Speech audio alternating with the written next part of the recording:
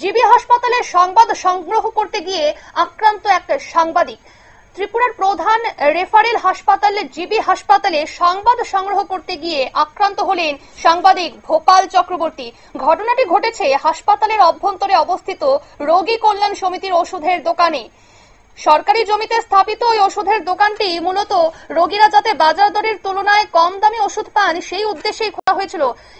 অভিযোগ, বৃহস্পতিবার ক্রেতা সেই দোকান থেকে ওষুধ কিনতে গেলে দোকানের ভেতরে উপস্থিত কর্মীদের কাছ থেকে দুর্ব্যবহারের শিকার হন এবং ঘটনাস্থলে উপস্থিত থাকায় বিষয়টি কভার করতে যান সাংবাদিক ভোপাল চক্রবর্তী এবং সেই সাংবাদিকের ওপর আক্রমণ করা হয়। আমরা শুনে নিব এই গোটা বিষয়টি নিয়ে কি জানাচ্ছেন সংশ্লিষ্ট।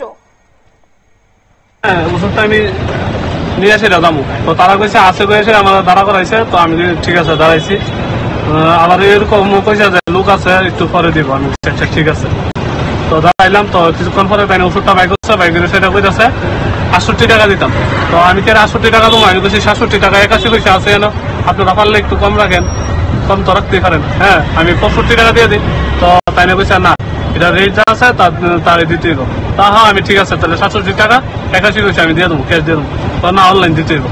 আচ্ছা ঠিক আছে, আমি অনলাইনে দেবো। তাহলে তার নেবে 68 টাকা দিতাম, আমি 68 টাকা কেড়ে দেবো। তাই না, আমার কথা হচ্ছে 67 টাকা 81 পয়সা আমি দিব, 67 টাকা 81 পয়সা।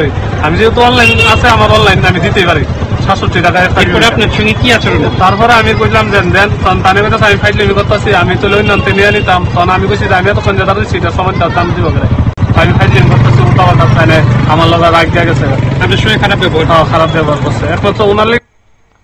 আপনারা শুনলেন, অর্থাৎ ক্রেতারা ওষুধ কিনতে গেলে ক্রেতাদের সাথে দুর্ব্যবহার করে দোকানে থাকা ব্যবসায়ীরা। এবং এই ব্যাপারে আরো জানবো যে ডক্টর কনক চৌধুরী সেখানে জিবি হাসপাতালে যান। কনক চৌধুরী কি জানালেন শুনবো।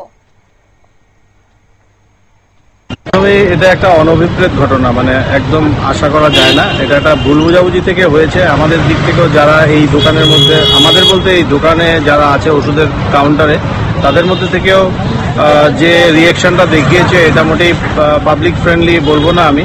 এবং যে জিনিসটা কথাবার্তার মাধ্যমে সুন্দরভাবে মিটিয়ে ফেলা যেত সেটাকে অন্যরকমভাবে রূপ দেওয়া হয়েছে। তো সেই ক্ষেত্রে সাংবাদিকরা যারা এসছেন, আমাদের প্রণব সরকার দাদা আছেন, আপনারা যারা আছেন, তারা এখানে এসছেন এবং এর প্রতিবাদ করেছেন। পুলিশকেও জানানো হয়েছে, যেটা সিস্টেম এটাই এরকমভাবে করা উচিত, উত্তেজনা তৈরি না করে জিনিসটা আইনগতভাবে এগিয়ে যাওয়াই সঠিক। এবং আমরা এটার আশা করছি এর শান্তিপূর্ণ সমাধান হয়ে যাবে এবং ভুল বোঝাবুঝি হবে না। এবং আশা করি আমরা সুন্দরভাবে যে ভুল ত্রুটিটা আপনারা শুনলেন, অর্থাৎ সাংবাদিক ডক্টর কনক চৌধুরী জানিয়েছেন যে সাংবাদিকদের যে বিষয়টি গুরুত্ব সহকারে দেখা হচ্ছে, সেই সাথে পুলিশে আইনি ব্যবস্থা নেওয়া হবে। সংবাদ এখনকার মতো এই পর্যন্তই। পরবর্তী খবর দেখার জন্য চোখ রাখুন নিউজ ভ্যানগার্ডের পর্দায়।